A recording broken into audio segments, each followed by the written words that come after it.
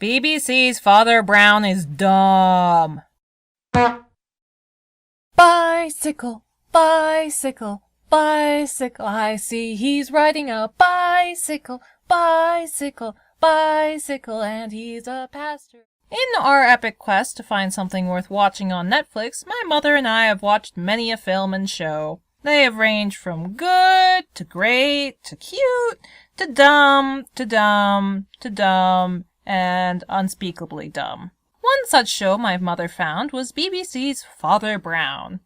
And while it's not the worst thing ever written, the show is laced with so many problems that I can't believe it lasted 9 seasons! Here are just some problems in season 1!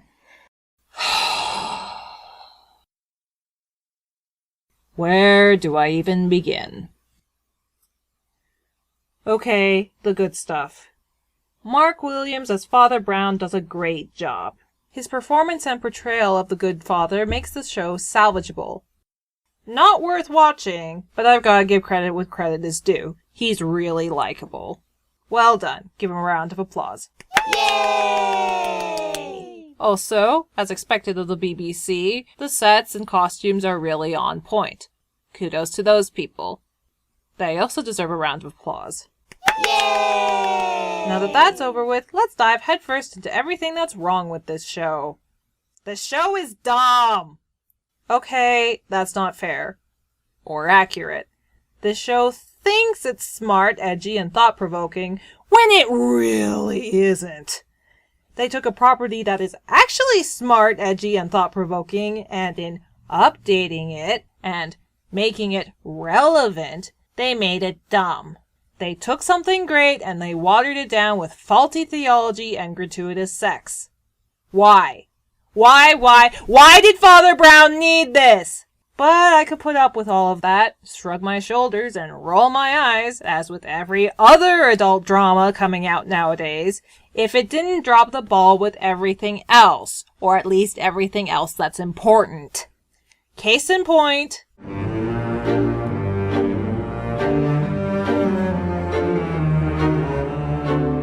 This show knows nothing about Christian theology.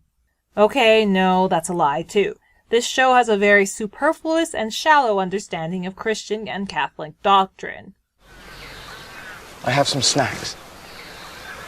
Which wouldn't be so much of a problem if the show didn't star a Catholic priest. In order to fully explain how dumb the show is, I'm going to have to explain some of it, so religious talk coming up ahead. You were warned. So here's a good example. The first episode! It's an adaptation of a story called The Hammer of God. Spoilers ahead. In it, Father Brown meets a Protestant priest who has a sinful, lawless atheist brother. And besides, all the pomp and bluster of Catholicism, it's all a bit silly, isn't it? Norman! Forgive my brother. He's entitled to his opinion. As odious as it is. Said sinful, lawless atheist is seducing the blacksmith's wife for funsies. Yay. Then one day the lawless guy is found dead with his head hit by a hammer. With me so far? Good. Now I'm going to compare this with the Acorn adaptation of Father Brown. Not only did I watch it first, but I'm assuming it's a lot closer to the source material, as it's 10 times smarter. Now, to be fair, one thing I did like about the BBC version is how it modified the adulterous wife's motivation. In the BBC version, her husband has a substantial gambling debt to Mr. Hedonist, so she's sleeping with him in order to get her husband out of debt. Still not lawful, but it's a good motivation. In the Acorn version, yeah, she's kind of a pushover. You're not to come here again. Really?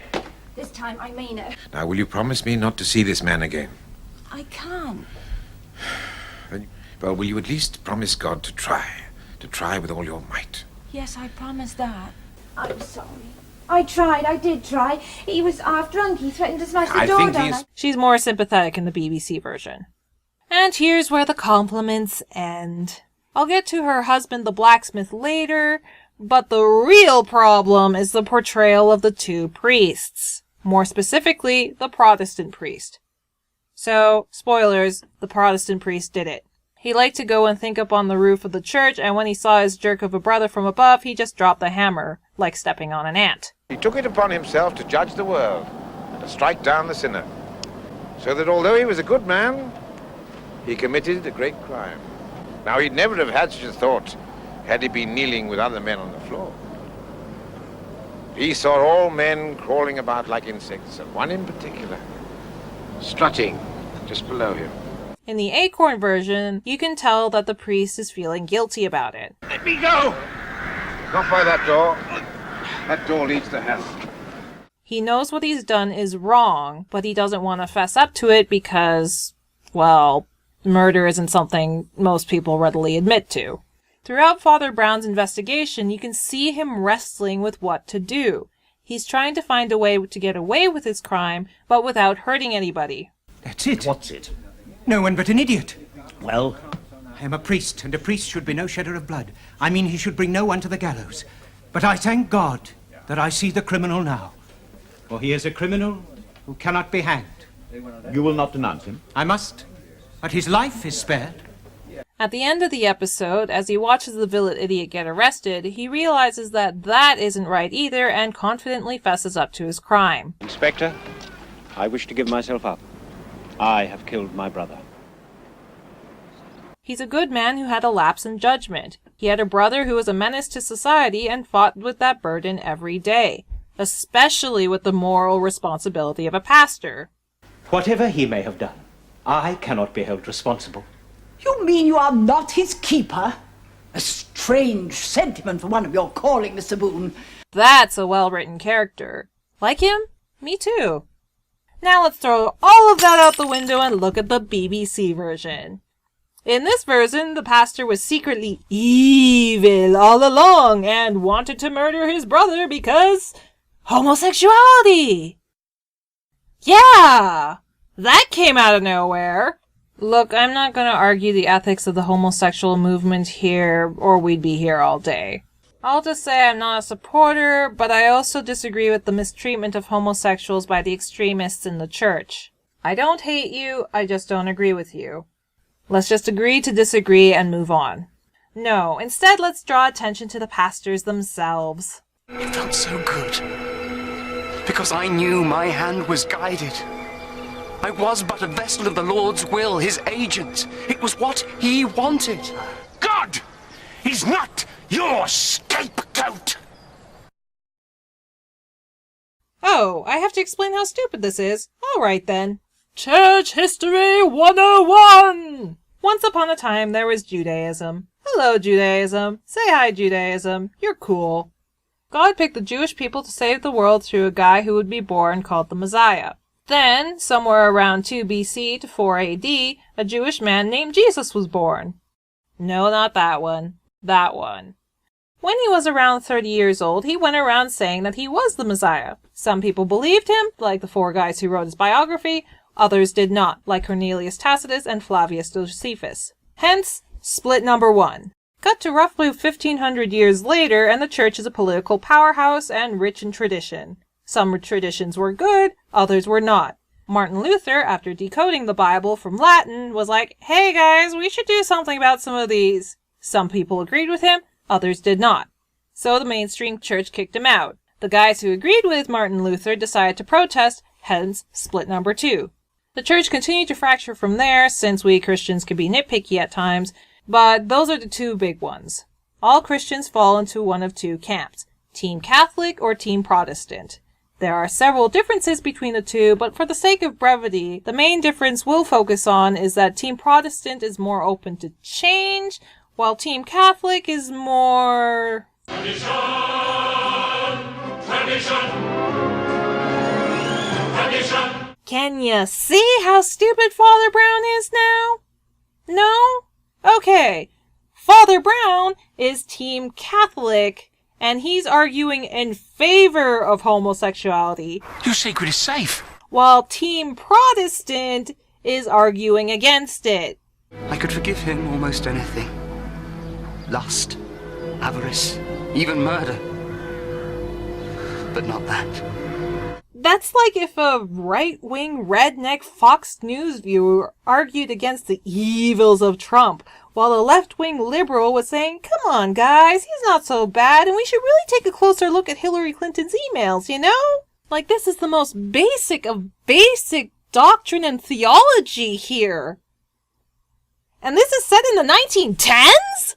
Go home, Father Brown, you're drunk! Now, you could argue that the treatment of the LGBTQ community by the church is a valid criticism of the church, and that BBC Father Brown is gutsy for bringing it up in the first place. So, what point is BBC trying to make here? That homosexuality good, while evil pastors bad? Aren't there, like, 50 other TV shows that preach the exact same issue, only much better? And I'm not even a supporter here, but I don't think making a distinctly terrible person gay is all that liberating. He could be selfish,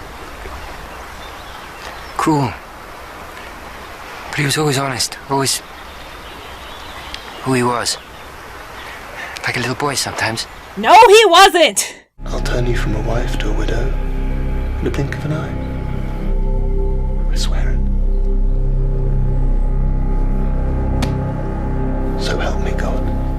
No, BBC's Father Brown isn't trying to make a statement. They're not. They're trying to make themselves look good. They made Father Brown pro-gay rights just to say, hey, look, we're pro-LGBTQ, so that they can get blind support from anyone else who supports the movement.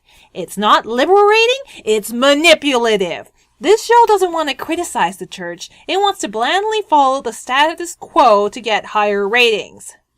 You want to criticize the church? This is how you criticize the church. They say it's a hellfire sin when a papist stays away from services. Remember the blacksmith? The husband of the woman who's committing adultery? In the BBC version, he's just a blacksmith with a gambling problem. Use your divine insight. Tell me which one of these has got his blessing. In the Acorn version, he's part of a revival movement. The reason why the terrible hedonist guy keeps seducing his wife is because he's so caught up in the righteousness of his campaign that he can't even be bothered to stay home and protect his wife. Can't you give your meeting a miss for once? Want me to leave those souls to him? To Satan? Repent ye also, lest ye die in thy sins! Simeon. That's poignant. That's how you criticize the church. And that message is just as relevant now as it was back then. And that's all just episode 1, people. I've got more!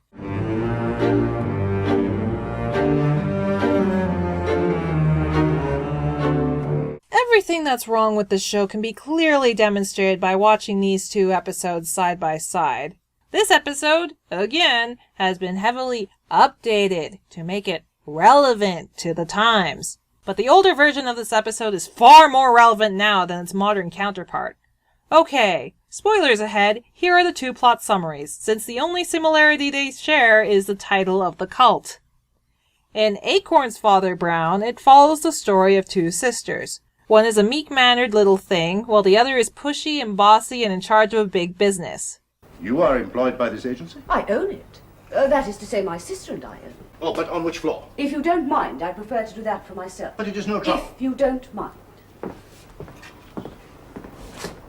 Ah, the 4th floor.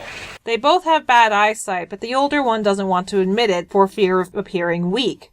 So she refuses to wear glasses. What is it? I thought I told you not to wear those glasses. I need them. You do not need them. Pauline, on my honour, I have become so short-sighted of late. Nonsense. Take them off. But I can't. I will not have you dependent on such things. My sister has her own ideas. She thinks I rely too much on things that are artificial. Well, I find that interesting because your sister works in an office which has 2 typewriting machines, and when she wishes to ascend to these premises, she does so by means of the lift. Well, The difference, my dear sir, is that machinery is a sign of strength. To wear glasses means, of course, that one is a weakling.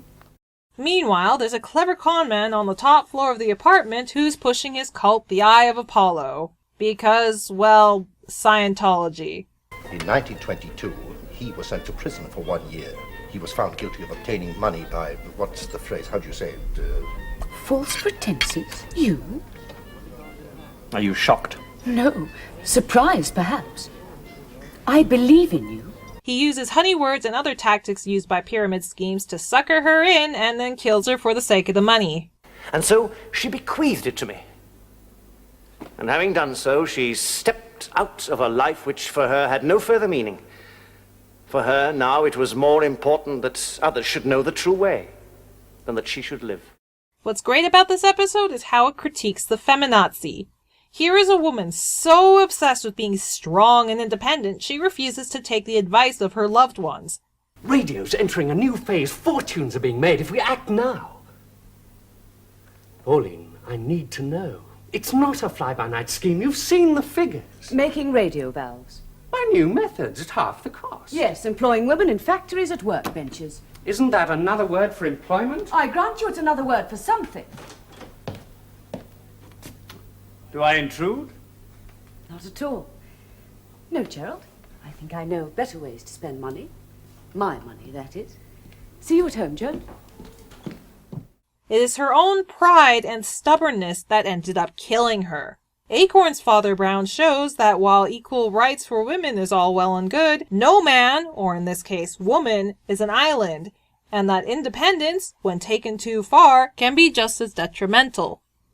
The BBC version decided to scrap all that in favor of a story about a guy who founded a cult after a hallucination, and he kills his wife for the cause, but uh-oh! The cult was a lie!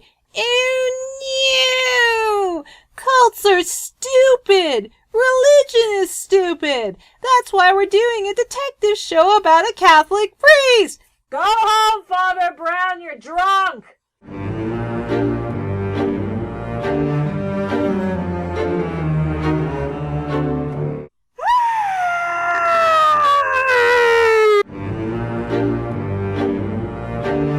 Okay, no, let's talk about Mrs. McCarthy. Remember how I said this show knows nothing about Christian theology or doctrine? Well, there is no better example of this than Mrs. McCarthy. To be clear, I am criticizing Mrs. McCarthy on paper, not Sorsa Cusack. Cusack does a great job with the character and breathes real life into the role. If you like, I could teach you how to make my award-winning strawberry scones. I don't know why, but I want one. Cusack alone is what makes Mrs. McCarthy tolerable. Otherwise, Mrs. McCarthy would be the most obnoxious woman on the face of the planet. There's been this troubling trend in media to portray Christians as hypocritical, pompous jerks who look down their noses at others. Okay, there's no school, your dad's at work, and it's really coming down. Anyone for Scrabble? Only God can make words. Right. Yahtzee? Dice are Satan's bones. I can understand where they're coming from, because there are Christians like that. However, and this is a big however, not all Christians are like that. I've actually never met any Christians like that. But I know they are out there, as I have heard horror stories. For example, I remember while attending Urbana, I flipped on the TV in my hotel room to a Christian talk show. Because, Urbana, Christianity, why not? A viewer had written in saying, I've been reading the Bible, and as a socialist, I found that many of Christ's teachings align with socialism.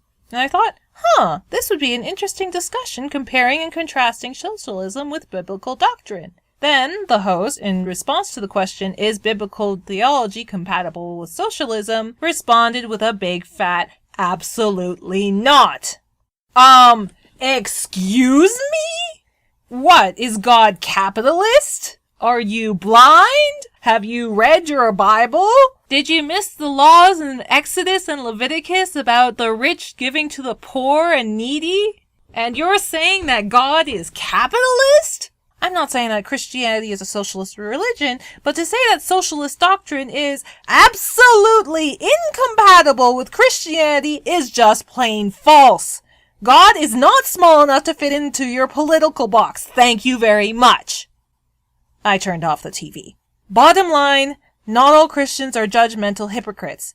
Okay, we're clear on that? Good. Now we can talk about Mrs. McCarthy. In the Acorn version,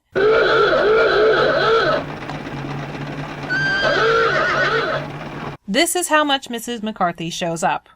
She is only on screen for this long. I think there's no more to be said.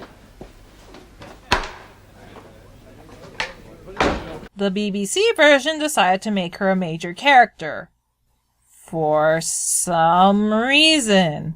In the Acorn Father Brown, as I assume in the original, Father Brown went from place to place. Which makes sense. Pastors are on the road a lot.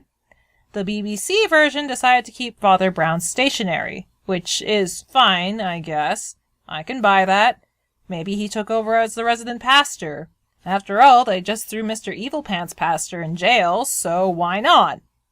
But Mr. Evilpants was Protestant and Father Brown is Catholic. Whatever, suspension of disbelief. Consequently, Mrs. McCarthy is in almost every single episode. And I really wish she wasn't. Because she is like aforementioned stereotype. She's pompous and looks down her nose at others. Except it's worse here because the writers think she's a good person. She's not. Now, what have we got here? Faworki. Polish pastry. We call it angel hair. Tentacles of Leviathan, more like. You see, that's what you get when you support exotic causes, Father. Polish primary school, indeed. Now, to be clear, she doesn't do anything major to make her villainy obvious, but it's the little things that bother me about Mrs. McCarthy. Like when a girl breaks out with a skin condition, and Mrs. McCarthy's first instinct is to do this. Book of Numbers, chapter 5. Command the children of Israel that they cast out of the camp every leper. I'm sorry, Mrs. McCarthy, but Jesus moved towards people with leprosy. He moved towards the broken and the outcast of society. And so did Father Damien. And Mother Teresa. That was unchristian. Father Brown, what are you preaching on Sundays? Oh, right. Latin. I forgot. You see, Mrs. McCarthy is a good example of what I like to call a poser Christian. People who claim allegiance to the ways and teaching of Jesus Christ, but then act in ways completely contrary to the Christian lifestyle. Because I'm sorry to say that you can fake being a Christian just like you can fake being everything else. And while, yes, nobody but Jesus is perfect, and the point of the Sermon on the Mount was that nobody can live up to God's standards, God's love for us should at least motivate us to try. What bothers me about Mrs. McCarthy is that she acts and speaks in ways that are in direct contradicting with loving your neighbor as yourself. And the writers think she's a good Christian woman. She isn't. That child is afflicted. I never believed it myself. Other people gossiping? Father Brown will back me up. Father. The leper must be cast out of the camp. Mrs. McCarthy. There is no better example of this than this episode. It's supposed to be this big girl power episode, but it completely falls on its place. Men, bad. Woman, good. Takes after her mother. An independent thinker with a questioning mind. Qualities I value highly. In a man, perhaps. Rather unbecoming in a lady, however. In this episode, Mr. McCarthy shows up. Yeah! Turns out she was married after all. So apparently, Mr. McCarthy cheated on Mrs. McCarthy and ran off with some other woman. But he's back now because he has cancer and the other woman left him high and dry. Oh yeah, fetch some help, please. Okay, but it'll cost you. Okay, my summary made him sound absolutely terrible when he isn't. The backstory feels tacked on and awkward because this is in complete contradiction with what you see of Mr. McCarthy's personality. Pidget McGuire. Acushla McCree.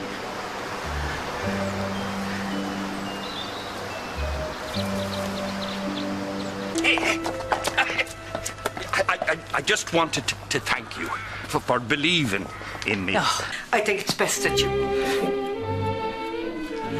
Absolutely not.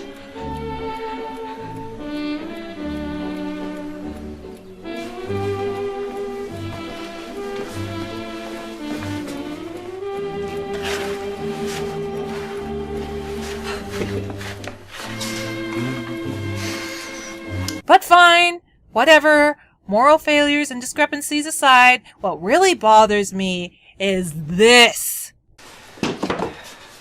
I never meant to hurt you.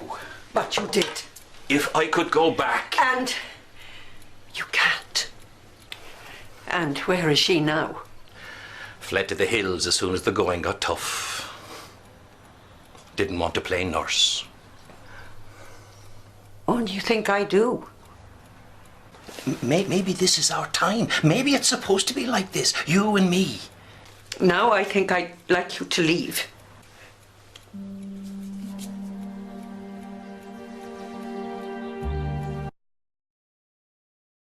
Oh, I have to explain how stupid this is too. Alrighty then. Let us flip open our Bibles to Matthew 5:43-48. Jesus, when talking to the crowd, says, "You have heard that it was said, 'Love your neighbor and hate your enemy.' But I tell you, love your enemies and pray for those who persecute you, that you may be children of your Father in heaven.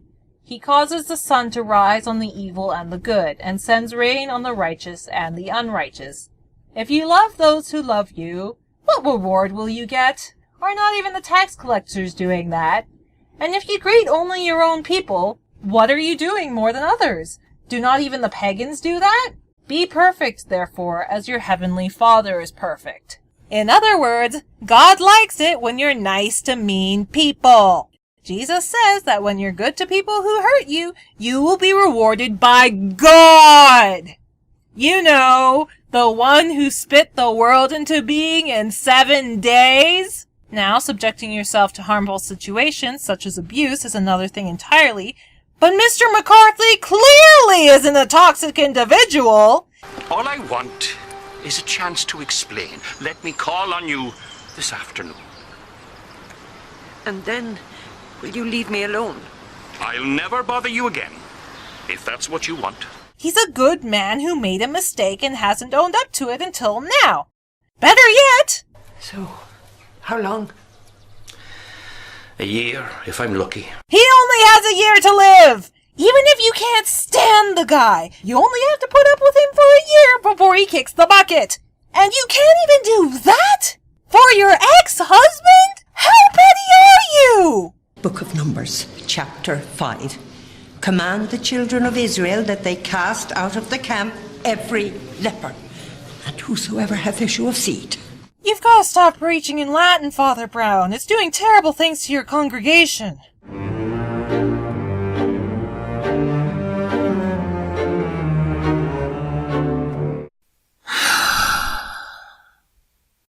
This character has just as many problems as Mrs. McCarthy. Now, to my dismay, I found out that Flambeau is a canon character. However, considering how much this show has embellished Mrs. McCarthy, I'm assuming that they've embellished Flambeau just as much. He actually doesn't show up that much in the Acorn version. Not in the episodes I own, anyway. I thought he didn't show up at all until I rewatched the Feminazi episode and realized that he was that random old guy. Oh, 1,000 pardons. How clumsy of me. I'm inclined to agree. Perfect. You see, I am too vain. I was admiring my name on the board. I guess that's Flambeau? I don't know. From what I can gather from the Wikipedia article, BBC's Flambeau is a lot closer to the original. Which is sad, because Flambeau, at least how he's portrayed here, is so dumb it hurts. I had my suspicions on the train. Then it only seems fair that you should share them. The criminal is the artist. The detective merely the critic. I hoped you might have presented more of a challenge. Deficient in reason, perhaps? A celibate simpleton. We're rather suited. Priest and thief. Yeah, I know I have to explain this one. Just give me a second.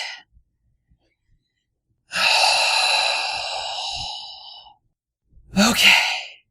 You know what the real problem with this show is? It isn't the writing, the faulty Christian theology, or even Mrs. McCarthy. No, the real problem with this show is that it isn't Father Brown. It's BBC trying to make another Sherlock. So they found Father Brown at the bottom of a bargain bin and said, "G.K. Chesterton was old. We can do better than he can." Me. This entire show reeks of the arrogant ideology that new stuff is automatically better than the old stuff. That's why we've been flooded with the plague of reboots. It's an unfortunate side effect of the theory of evolution, which, by the way, is still called the theory of evolution because scientists have yet to actually prove that it's true. Last I heard, scientists had calculated that the number of years it would take for evolution to actually take place outnumbers the year the Earth has actually existed. So, the smartest minds in the world are now saying that all life originates from this random comet that crashed to Earth at some point. In other words, we're all space aliens. It's called the seeding from space theory. Look it up. Yeah, this happens a lot. The problem is that the average Joe doesn't understand enough about science to question when the scientific community fudges the answers. I understand you're trying to bamboozle us with science, but it won't work. Scientists' hardcore denial of the existence of God aside, you only need to look at the movie industry to see that newer isn't automatically better. I mentioned the barrage of reboots earlier, but the fact that Hollywood is so obsessed with them is a strange paradox. If we, as a civilization and a race, are always advancing towards bigger and better things, then why are we always looking backwards? Why are we looking backwards at all? If the new stuff is automatically better than the old stuff, then there would be no need or desire to remake the old stuff. But no, Hollywood can't stop remaking Spider-Man. Yet despite all of Hollywood's best efforts, people still keep coming back to Sam Raimi's movies. And while some reboots have been genuinely better than the originals, they're far and few between.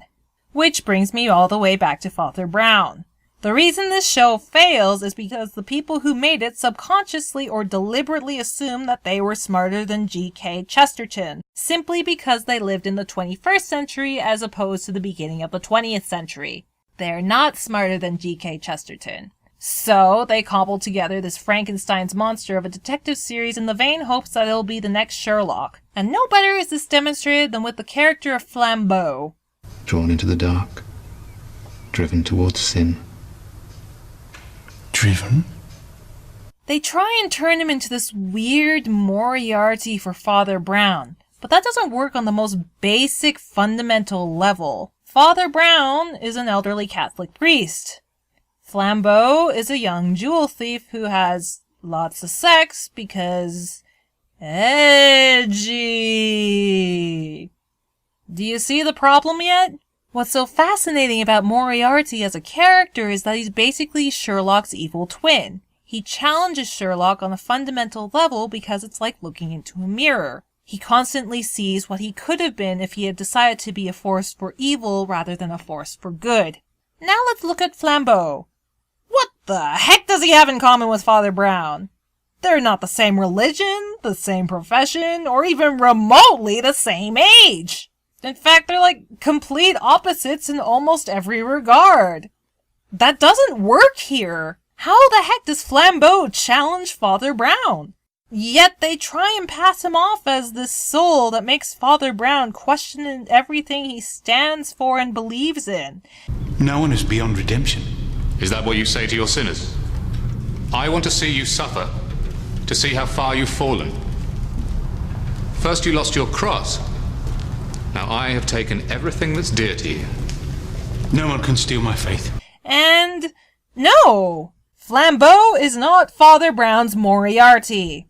Frollo is. Like fire, hellfire, this fire in my skin, this burning desire is turning me to sin. You know, that self-righteous Catholic guy who tried to burn down all of Paris to force Esmeralda to become his prostitute?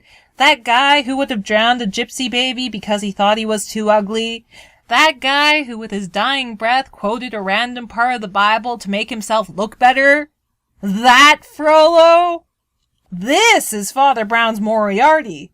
Not only was Frollo a Catholic priest in the original, but he's the walking, talking definition of a poser Christian. I mean, come on! Judge Claude Frollo longed to purge the world of vice and sin. And he saw corruption everywhere, except within. What better way to challenge Father Brown than when a character like this? What better way to explore what it means to be a Catholic priest when you've got a guy like that hanging around over you? I don't know, like a superior or something? A rival Catholic pastor? Come on! Am I the only one who thinks that sounds epic? But no, have this random 30-year-old jewelry thief instead. Go home, Father Brown, you're drunk!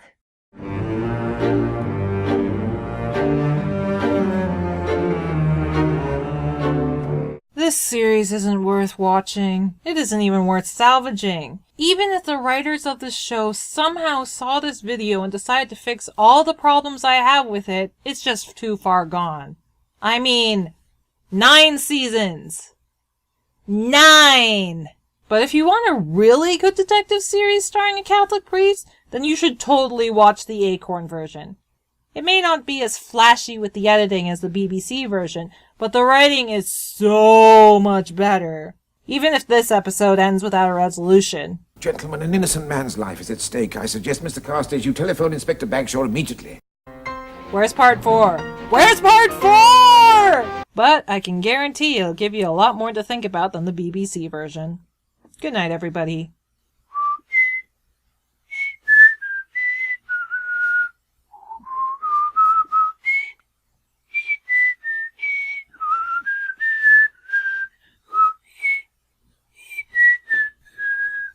Do do do do do do do do. I don't remember the tune well enough.